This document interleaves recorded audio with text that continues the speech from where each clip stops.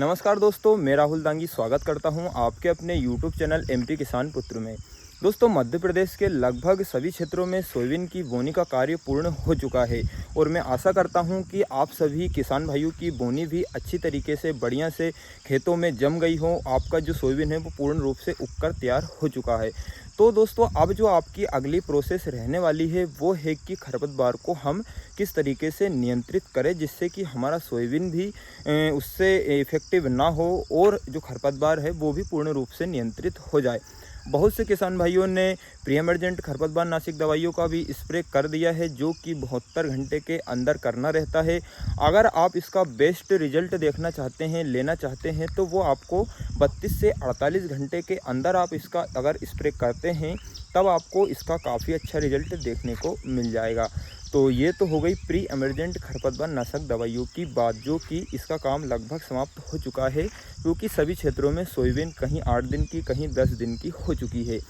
अब हम जो अगला प्रोसेस रहने वाला है वो हमारा जो खड़ी फसल में खरपतवार नाशक दवाइयों की अगर हम बात करें तो उनका स्प्रे आपको कब करना है, कौन सी अवस्था पर करना रहता है, जिससे कि आपकी सोयाबीन पर भी साइड इफ़ेक्ट ना पड़े, सोयाबीन भी ना जले ना ठुपके और आपका जो खरपतवार है वो भी पूर्ण रूप से ख़त्म हो जाए। तो दोस्तों, इसके लिए आपको थोड़ा सा ध्यान ये देना है कि आपकी जो सोयाबीन की वैरायटी है उस हिसाब से आपको अपनी फसल में खरपतवार नाशक दवाइयों का स्प्रे करना है। जैसे आपने अर्ली वैरायटी लगा रखी है, अगर हम उदाहरण की बात करें तो 95-60 हुई, जेएस की 20-34 हुई, अगर इन वैरायटियों को आपने लगा रखा है या फिर कोई सी आपकी जो भी वैरायटी है अर्ली, जैसे वो 85 से 90 या फिर 92 दिन में पककर तैयार हो जाती हैं, तो उन वैरायटियों में अगर आप खरपतवार नाशक दवाई का स्प्रे करते हैं तो वो आपको थोड़ा सा जल्दी करना रहता है। अगर हम बात करें कि सबसे अच्छा जो समय है वो कौन सा रहता है खरपतवार नाशक दवाइयों का स्प्रे करने का, तो वो 18 से लेकर 25 दिन का रहता है। परंतु दोस्तों, अर्ली वैरायटियों में लगभग 25 से 28 या 30 दिनों में आपको फूल दिखना प्रारंभ हो जाते हैं इक्कम दुक्कम। तो आप इस अवस्था पर उन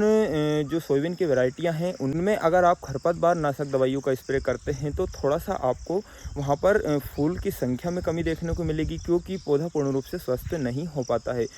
तो दोस्तों, आपको अर्ली वैरायटियों में खरपतवार नाशक दवाइयों का स्प्रे 12 से लेकर 15 दिन या फिर अधिकतम 18 दिन की अवस्था पर कर देना चाहिए, क्योंकि सोयाबीन को खरपतवार नाशक दवाई स्प्रे करने के बाद 8 से 10 दिन रिकवर होने में लगते हैं, मिनिमम 8 दिन लगते हैं। तो अगर आप 25 दिन पर दवाई डालेंगे तो फिर आपका जो पौधा है वो रिकवर नहीं हो पाएगा। तो आप 15 दिन और मौसम के हिसाब से आप थोड़ा सा ऊपर नीचे कर सकते हैं। जैसे मौसम अच्छा है, खुला हुआ है, तो आप 12 से लेकर 15 दिन 18 दिन के बीच में आप अपनी सोयाबीन की फसल में जो है कि खरपतवार नाशक दवाई का स्प्रे कर सकते हैं, क्योंकि इस अवस्था पर खरपतवार भी लगभग 2 पत्ते का ही रहता है, तो वो भी पूर्ण रूप से अच्छे से ख़त्म हो जाता है। आप लेट करेंगे तो वो 4 पत्ते का हो जाता है, जड़ फैला लेता है, तो वो भी ख़त्म होने में टाइम लेता है और दिक्कत आपको आती है।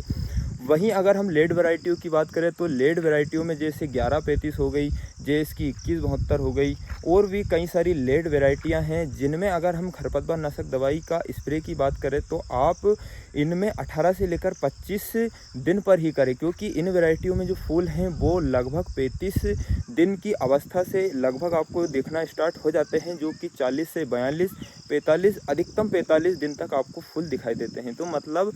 इन वैरायटियों में अगर आप 25 दिन तक भी स्प्रे करते हैं तो आपके पास अगले 10 दिन रहते हैं पौधे को रिकवर करने के लिए। तो आप लेड वैरायटियों में 18 से लेकर 25 दिन और जो अर्ली वैरायटियाँ लगा रखी हैं उनमें आप 12 से लेकर 15 दिन, अगर मौसम सही है तो 15 दिन सबसे बेस्ट रहेगा, और अधिकतम 18 दिन की अवस्था से पहले पहले आप उनमें खरपतवार नाशक दवाइयों का स्प्रे